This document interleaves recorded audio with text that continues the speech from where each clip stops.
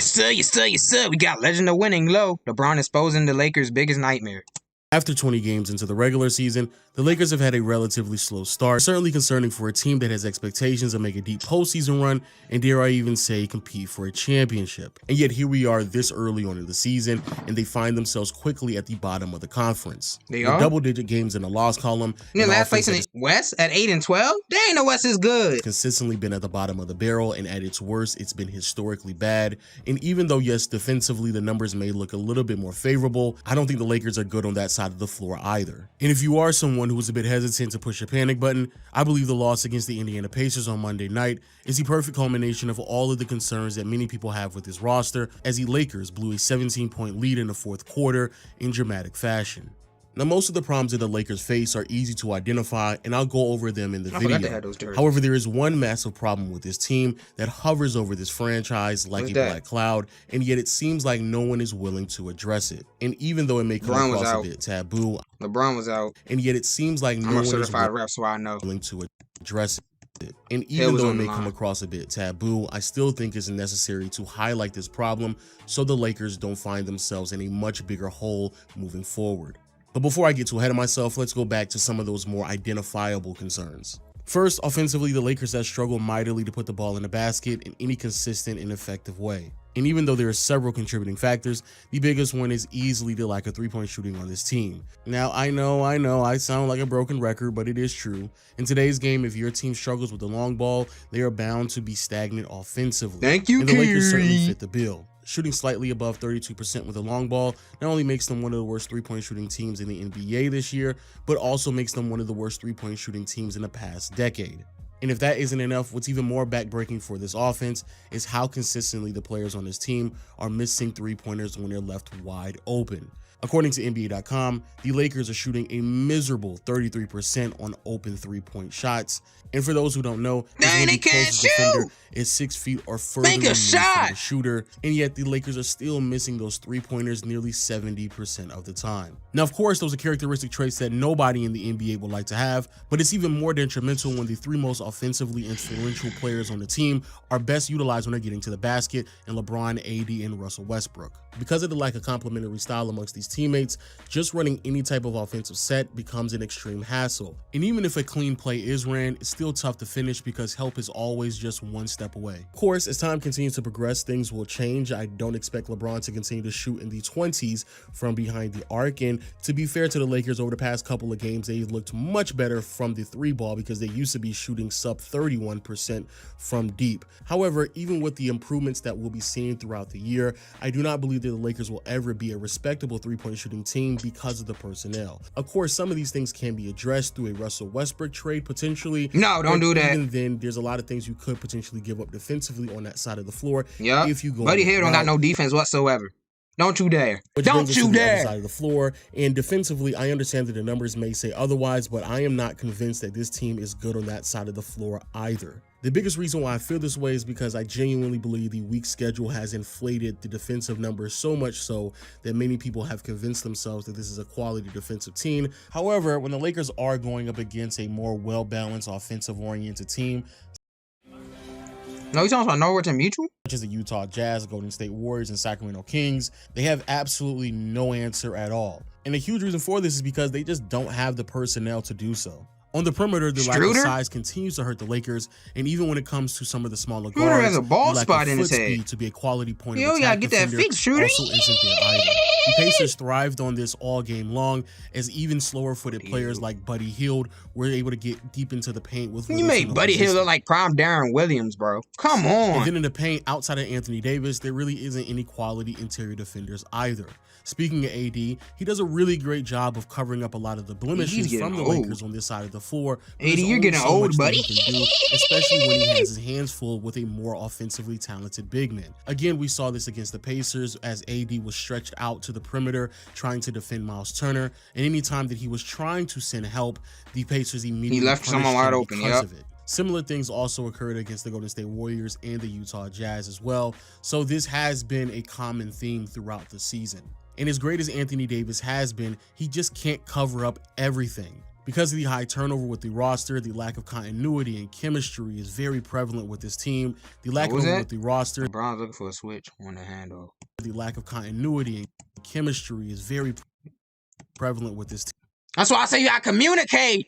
The lack of guidance and communication on how the team is supposed to defend screens was exploited routinely from the Pacers all fourth quarter long, and the non-existent communication continued to hurt this team, especially in transition, as the Lakers continued to leave wide open three-point shooters during fast breaks. But the biggest problem with the Lakers early on this season is that LeBron just hasn't been LeBron. The counting stats are there, but the accuracy and efficiency is still missing. The lack of explosiveness and the inability to manipulate opposing teams' defenses is unbearably obvious. And even as James got older, he was still a very sound and smart defender, but the level of execution that is needed from him on that side of the floor has been absent. He's got too many years. This was on display all fourth quarter long against like every player.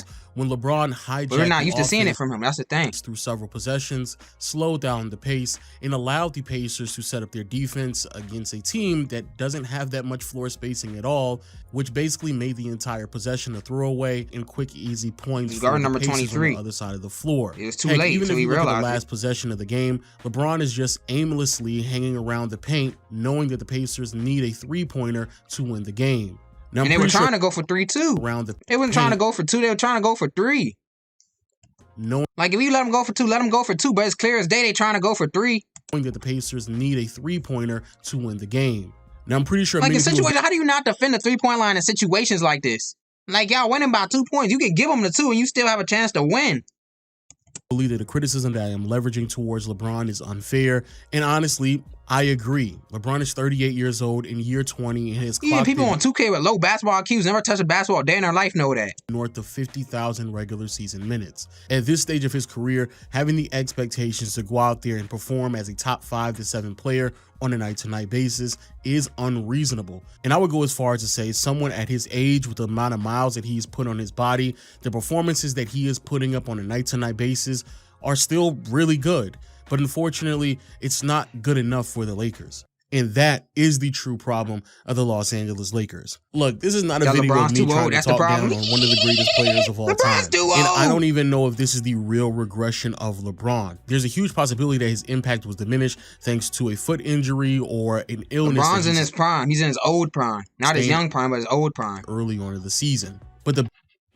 Well, I know you're supposed to know what you've been doing, bigger problem is, regardless of why LeBron is playing so poorly early on this season, what it has revealed is how dependent this roster is on the excellence of LeBron and Anthony Davis to perform at top 5 or top 7 levels on a game-to-game basis. Now, many people may say that's not a problem because that's essentially what this roster was back in 2020 when they won a championship. However, to those people, I believe that you're missing a lot of the nuance of the brilliance of why that team was so great. That championship unit featured great defensive perimeter oriented brilliance. Doris Burke smiling like he played for the team. Great. That championship unit featured great defensive perimeter oriented players, not only at the point of attack, but also at the wings. Then inside, the rotations of JaVale McGee and Dwight Howard freed up Anthony Davis to do a lot more roaming around, which really maximized his impact on the defensive side of the floor. And then you still had quality three-point shooters who, even when they weren't knocking down their shots consistently, were still viewed in a respectable enough light to keep the defense honest. That Lakers team was not only well-rounded enough. Where's Kuzma at? Oh, there you go.